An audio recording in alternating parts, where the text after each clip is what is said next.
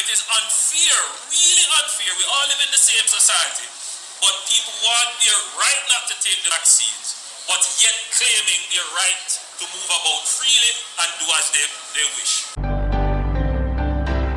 This is Real News Media TV, coverage you can trust. Please like, share, subscribe, and hit the notification bell. Select all for daily news updates. Policeman charged for assaulting taxi operator in St. Anne.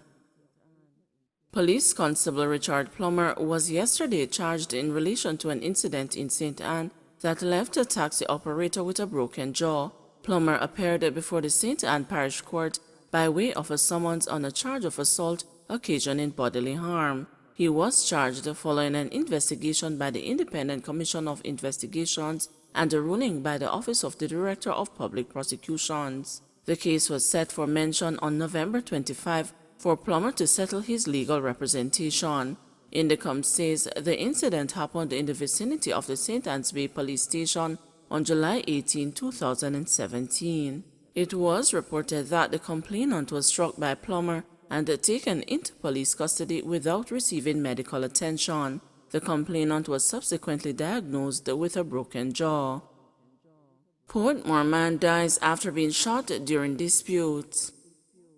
The St. Catharines South Police have launched a manhunt for a gunman who killed a Portmore laborer. Nicholas Bent, 44, of Crystal Lane in Brighton, St. Catherine, was shot on Tuesday in the division. Reports are that about 8 p.m., Bent was walking along Dreamland in Portmore when he got involved in a dispute with another man. The man brandished a gun and fired several shots, hitting Bent. Bent was taken to the Spanish Town Hospital where he died while being treated.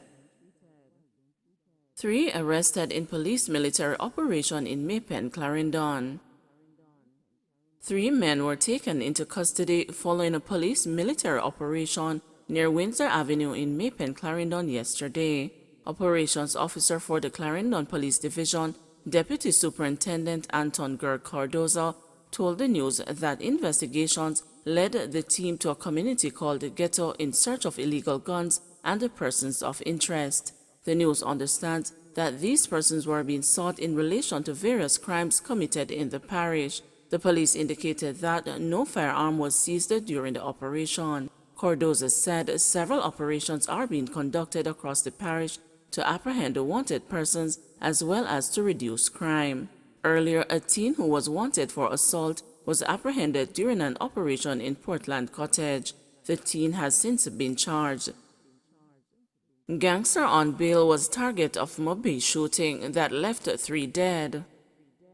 A suspected gangster who is on bail pending trial for the murder of a rival was allegedly the intended target of Wednesday's car chase and a shooting spree in Montego Bay, St. James, that left 3 people dead and several injured, according to the police. He is said to have ignored court instructions to stay away from the parish. What we know is that a funeral took place in the area, and coming out of that, there is one person who was in attendance who is before the court for the murder of a man who was a top-tier member of a rival gang. Assistant Commissioner of Police for Area 1, Clifford Chambers, told the news. The efforts of the police to have this person remain in custody pending the trial did not go the way we wanted it to, but the judge was able to provide conditions of his bail where he ought to have stayed out of the parish. Information came about somehow that he attended the funeral, and coming out of that, it would appear that the rival faction learnt of this and they were in pursuit of this man. The daring daylight shooting is just the latest gang-related incident to wreak havoc in the western city despite the police's efforts to wrestle control from marauding malcontents. It was an unintended effect, said Chambers, of a clampdown on gang-prone communities.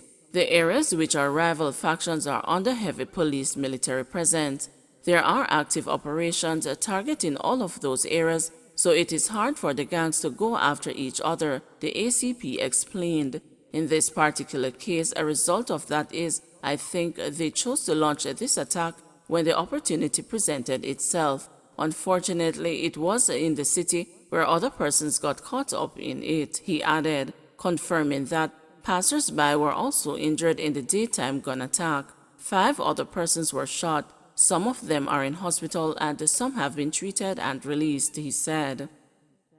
Prime Minister to announce a decision on COVID vaccine requirements following island-wide tour. Prime Minister Andrew Holness says he will announce the government's decision regarding COVID-19 vaccine requirements when he completes his current vaccination tour across Jamaica. His statement comes a day after a call from the private sector for the government to implement vaccine requirements. Mr. Holness has previously given several hints that vaccine mandates could be coming. Speaking on Thursday during a vaccination mobilization tour in Clarendon, he acknowledged the latest call for such measures, but said implementation of mandates will take time. I have already sounded that warning, that notice, and it is not for fear-mongering.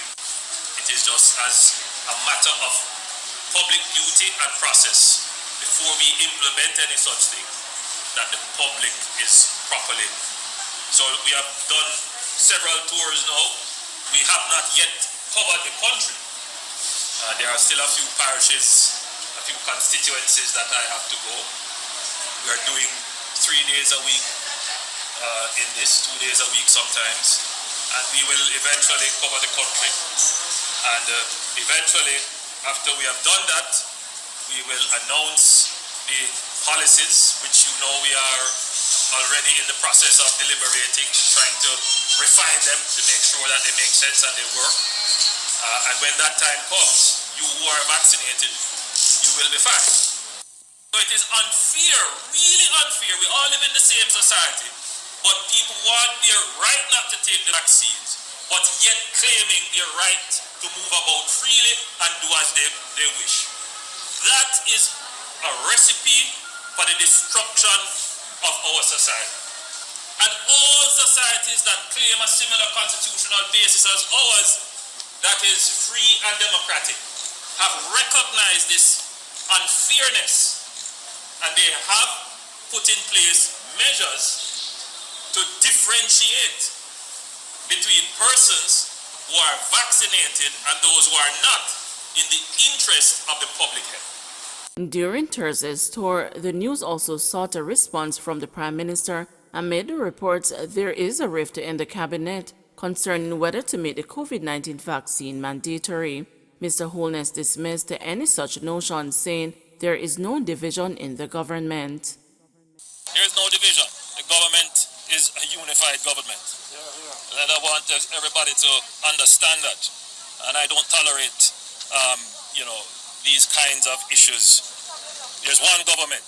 My style of leadership is to allow collaboration, to allow the freedom to express views, but when it is time for decisions will be made.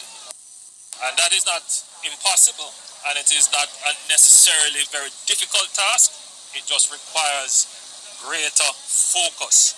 And so the government will be redoubling its efforts. Right throughout the country, we'll be pulling together our partners, including the unions and the churches, to get them to add their voice to their sectors, because they are influencers and they are opinion leaders, and we can get them to add their voice to get people to take the vaccines. UK now accepting Jamaica's vaccination cards. The United Kingdom has reversed an earlier decision not to accept Jamaica's vaccination cards. As a result, Jamaicans traveling to the UK as of Monday will be able to present their vaccination cards upon entry and be acknowledged as fully vaccinated. Fully vaccinated travelers will be able to avoid quarantine but will be required to take a COVID-19 test 2 days after arrival. Foreign Affairs Minister Kamina Johnson-Smith has said the development is good news. We really are pleased that Jamaica's vaccination program, and in particular our vaccine cards, will now be recognized by the UK. It's great news for vaccinated Jamaicans who were impacted by previous non-recognition, and of course non-Jamaicans who reside here and who have been vaccinated. We will of course join some of our sister CARICOM countries and other countries such as the US and member states of the EU who have been added to the list of countries whose proof of vaccination is now recognized by the government of the UK. The minister added that talks are ongoing to get other jurisdictions to recognize Jamaica's vaccination program. Fully vaccinated Jamaicans who traveled to the UK recently had been facing challenges as they were required to do COVID-19 tests and quarantine in that country for 10 days despite their vaccination status. Police Federation questions plan to use private security firms for close protection services. The Police Federation is questioning the rationale behind the government's decision to use private security companies to provide close protection services to some public officials. National Security Minister Dr. Horace Chang on Wednesday announced that the decision is in a bid to free up police personnel for frontline duties. However, Corporal Rohan James, chairman of the Police Federation, says no discussion was held on the matter. The Federation chairman argued that the decision will have far-reaching implications for national security. Because it is the same police who will be tasked to do background check on those persons who will therefore offer service there.